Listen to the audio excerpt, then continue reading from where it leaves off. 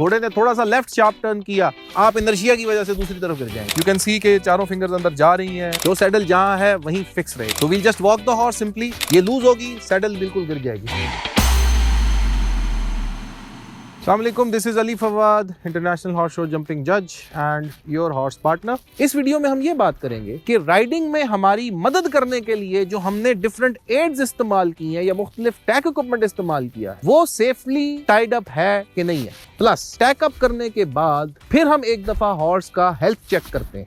ये दो चीजें हैं जो कि हम आज डिस्कस करेंगे। So whenever you are approaching the horse, सबसे पहले घोड़े को थोड़ा सा वॉक कराएं। ज्यादा बेहतर ये है कि जो घोड़े का हैंडलर है या ग्रूमर है उसको कहें कि वॉक करे, because when you are walking the horse आप घोड़े की टांगे नहीं देख सकेंगे।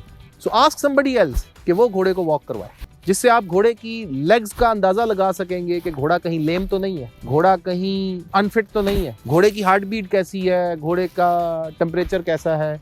ये वो हेल्थ चेक है जो कि आप हॉर्स पर बैठने से पहले उसको कंडक्ट करेंगे। हॉर्स को लेकर पहले हमने बिहेवियर पर बात की थी, अब हम उसके मुख्तलिफ दूसरे जो सिम्टम्स हैं उनके ऊपर बात कर रहे हैं। और ये आपको ओवरऑल राइडिंग कर करके, एक्सपीरियंस कर करके आपके अंदर ये नज़र पैदा हो जाती है कि आप देखते ही अंदाज़ा लगा लेते हैं कि घोड़ा सेफ है या अनसेफ है। So we'll just walk the horse simply. So आप थोड़ा सा इसको चला के देखेंगे। अगर आपके पास कोई हैंडलर है तो अच्छी बात है, नहीं है तो यू कैन जस्ट वॉक। अब मैं घोड़े की तरफ देख रहा हूं। जब तजर्बा बढ़ेगा तो आप हाथ लगाएं थोड़ा घोड़े को, तो आपको अंदाजा लगेगा इसका टेम्परेचर कैसा है। नाक को देख लें, लंबे लंबे सांस तो नहीं ले रहा, हार्ट बीट वगैरह थोड़ा सा ना आपको अंदाजा हो जाता है, हाँफ तो नहीं रहा। ये करने के बाद अब आप आते हैं टैक इक्विपमेंट पर। Now these are very very important points जिनके ऊपर आपकी नजर होनी चाहिए। Number 1, most important, check the integrity, the tightness of girth leather. अगर गर्थ लेदर लूज होगी, आप घोड़े पर बैठेंगे, बैठते हुए ही वो सैडल जो है पूरी ट्विस्ट हो जाएगी, नीचे आ जाएगी। आप यहाँ पैर रख के ऊपर चढ़ेंगे, ये लूज होगी, सैडल बिल्कुल गिर जाएगी। या आप वैसे राइड कर रहे हैं, घोड़े ने थोड़ा सा लेफ्ट शार्प टर्न किया, आप इनर्शिया की वजह से दूसरी तरफ गिर जाएंगे। अगर आप इसको बराबर से टाइट नहीं करेंगे तो हॉर्स की सैडल के अंदर एक प्ले होगी, और इस प्ले की वजह से, टू एंड फ्रो मोशन की वजह से घोड़े का विदर और ये गर्थ का जो एरिया है ये डैमेज होगा रगड़ लगने की वजह से। जब हम इसको प्रॉपर टाइटन अप करेंगे ये प्ले नहीं होगी, जो सैडल जहां है वहीं फिक्स रहेगी। तो इसकी टाइटनेस कैसे चेक करते हैं? Just put on your fingers, 4 fingers inside. You can see के चारों फिंगर्स अंदर जा रही हैं। ये भी तजर्बे से अंदाजा होता है, ना ज्यादा टाइट हो ना ज्यादा लूज हो। अगर बहुत ज्यादा टाइट होगी तो कैंटर करते वक्त घोड़ा एक्सहेल और इनहेल करता है, तो उसको सांस लेने में दुश्वारी होगी। ये करना कैसे है चेक?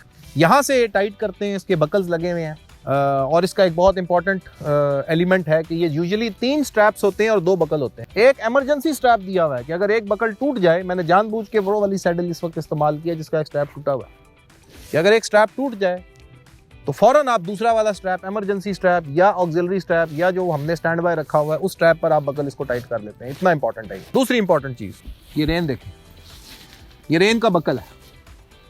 अगर ये बकल टूट जाएगा तो रेन तो आपके हाथ में आ गई और मुंह से इसका सारा कनेक्शन टूट जाएगा, which means you are helpless now. घोड़ा इज ऑन इट्स ओन।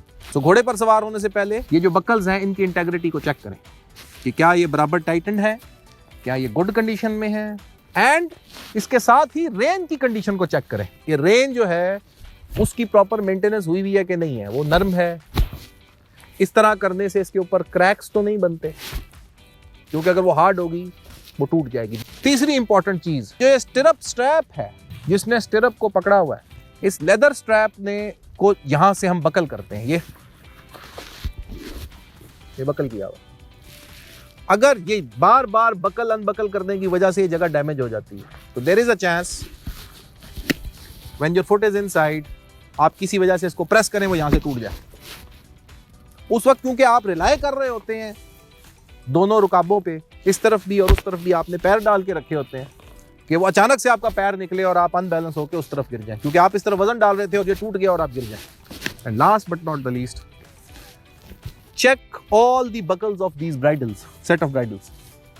इस ब्राइडल के अंदर जितने भी बकल लगे हुए हैं, हम चेक करेंगे कि ये बराबर से लगा हुआ है कि नहीं। अगर ये बराबर से नहीं लगेगा ये बाहर आ सकती है। इसी तरह ये बकल, ये बराबर से लगा हुआ है कि नहीं लगा हुआ, इससे नोज बैंड लूज हो जाता है।